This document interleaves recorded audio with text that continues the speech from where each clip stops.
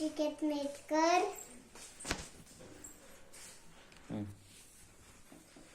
एक होता चंपू आणि एक होता गंपू.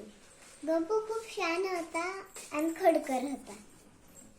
त्याचे मम्मी पप्पा त्याला सांगत होते, तू लिहित जा, अभ्यास करायचा, हे करायचं ते करायचं. पण तो जो गंपू होता तो ऐकतच नाही.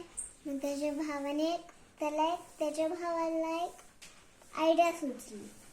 मग त्याने त्या आयडियाला त्याच्या मम्मी पप्पांना सांगितलं आणि मग त्याच्या मम्मी पप्पांनी भावांनी तिघांनी त्याला अभ्यासाला मारायला लागले.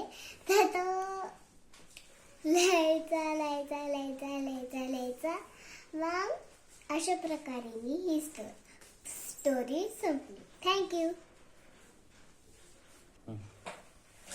माझं नाव ओमी आहे.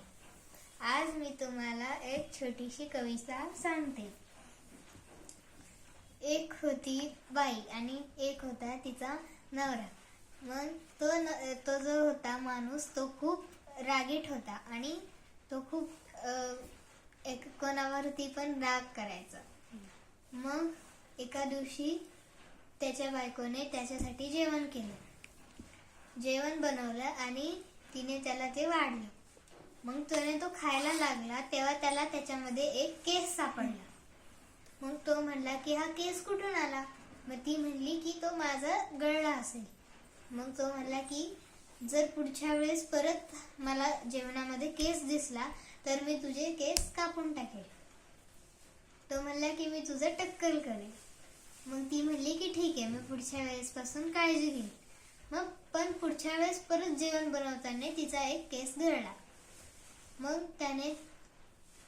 त्याने बार्बर्सला बोलवलं आणि ते बार्बर्स येत असताना तोपर्यंत तिने तिच्या भावांना सांगितलं. मग तिच्या भावाने बिरबलला सांगितलं. मग तो बिरबल आला आणि तो त्या माणसाला म्हणाला की तुम्ही लाकडं वगैरे तयार करा आणि तोपर्यंत आम्ही बाकीचं सामान तुम्हाला जाळवण्यासाठी आणतो. मग तो म्हणला की मला का जाळवताय तुम्ही. मग बिरबल म्हणाला की आमच्या इकडे कोणत्या पण बाईचं टक्कल तेव्हाच करतात जेव्हा तिचा नवरा मरतो. मग तो माणूस म्हणाला ठीक आहे, मी आता तिचे केस नाही कापत. अशी बिरबलची ही चतुराई होती. धन्यवाद.